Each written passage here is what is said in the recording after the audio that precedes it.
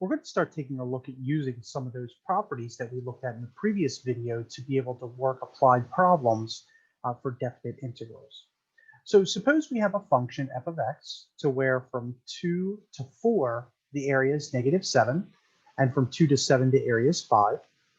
And then another function g from 2 to 7, the area is -8. And we want to go through, and we have 4 different integrals that we want to evaluate. A way to think about this is to maybe draw some sort of picture. And so I'm just going to draw f. And this is just a fictitious picture, right? So from 2 to 4, right? So let's say this is 2 and this is 4. Underneath, the area is going to be -7. And then from here to here, now it says that from 2 to 7, the total area is going to be 5. So that means that this area has to be 12, right? From 4 to 7. Not that it asks us for that, but just in case we wanted to know that, we could find that very easily. Now we can start answering some of these questions, all right? And we didn't really need this, but this might be helpful to answer some of the questions. So notice that right here, they flip the order of integration, all right? So 7 to 2, and you might remember that to be the rule that we have is that the integral from a to b of some function is equal to the opposite of that integral from b to a of the same function. And so this is going to be equal to the opposite of -8, which is just going to be 8. If we want to double that integral, right? So for this one, it just says double the integral from 2 to 7. So this is going to be 2 times -8, which is -16.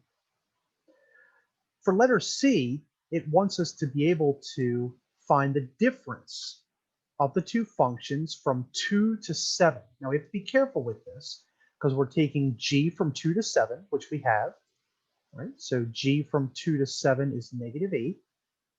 This is going to be -8 minus f from 2 to 7, right? So a way to think about this is to split it up into 2 integrals, 2 to 7 of g of x dx minus 2 to 7 of f of x dx, right? And we know that -8 is the g, and from f from 2 to 7 is 5. Right? So this is going to end up being -13. And then finally, almost the exact same problem, except now we're just multiplying by 9. Right? So remember, there's that rule where you can factor out a coefficient, just like in letter B. And so this is really going to be the same thing as 9 times -8. So this is going to be 9 times -8 minus 5, and that's going to be -77. All right, so that's how we can go through and try to evaluate and try to work with some of these definite integrals. Right? Now, another type of problem is being able to take a Riemann sum and convert it into a definite integral. Right? So we just want to write the following limits of a Riemann sum as a definite integral, nice and easy. So notice we have 9 to 17.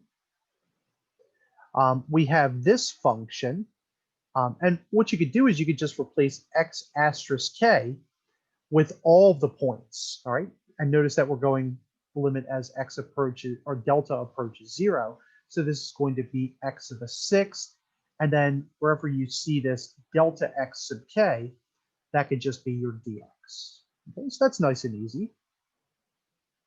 Similarly, if we had this expression, lim as delta approaches 0, summation from k equals 1 to n. Again, wherever we see x asterisk k, we're going to replace it with an x. This becomes cos square of x. Wherever we see delta x sub k, that becomes a dx.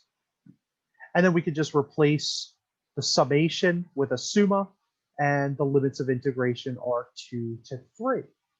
So this one's really just going through and making sure that you can dissect a definite integral and write it as a Riemann sum, and vice versa, to take a Riemann sum and to write it as a definite integral.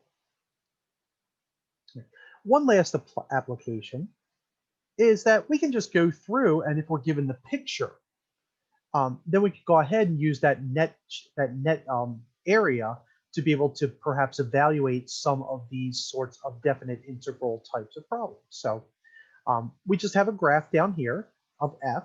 Right? So this is our graph of f at x. And we're just going to go through and we're going to pick off what we need. So what's the area from 0 to a? Right? So 0 to a of f of x dx is just 22. Right? So we just look at the picture, we dissect it, and we're good. Right? Nice and easy. What about from a to b of f of x? Well, a to b, now we have to be careful because it's below the axis. Okay, so in this case, that's actually going to be -3. Now we know area can't be negative, but again, it's the net area, right? So anything below the x-axis, we're just going to represent that as a negative value. Now, be careful with this one. This one says from C to A. So what we're going to have to do is we're going to have to reverse the order of integration, rewrite this as the integral from -a to c of f of x dx, right? So we can only go from left to right. And actually, what we can do is we could just take these two areas, all right? So if we wanted to break that down even further, we could say that that's going to be equal to the opposite of the integral from a to b of f of x dx plus the opposite of the integral from b to c of f of x dx. So that means that we're going to have the opposite of -3, right? And we just figured that one out, right? That's right here, a to b of f of x dx. And then plus the opposite of from b to c, which is 10. And that's just going to work out to be -7, because this is just going to turn into a +3 minus 10 is -7. And then finally, from 0 to b, we're going to double that. So what we could do is we could just say, okay, well, I know what 0 to a is, I know what a to b is, and then I can double that.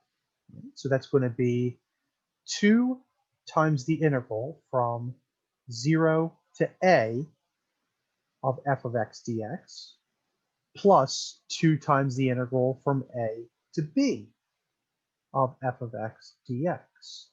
And we know that this is going to be that first number, which was the 22, I believe. So this is going to be 2 times 22 plus 2. And we already said from a to b, that's -3. So we get 44 minus 6, otherwise known as 30. All right, so hopefully this illustrates how to utilize area, Riemann sums, and definite integrals together. Now, at some point, we're going to have to evaluate definite integrals, meaning we need techniques to do that. And that's probably what we're going to get to in the next section to be able to work with this fundamental theorem of calculus.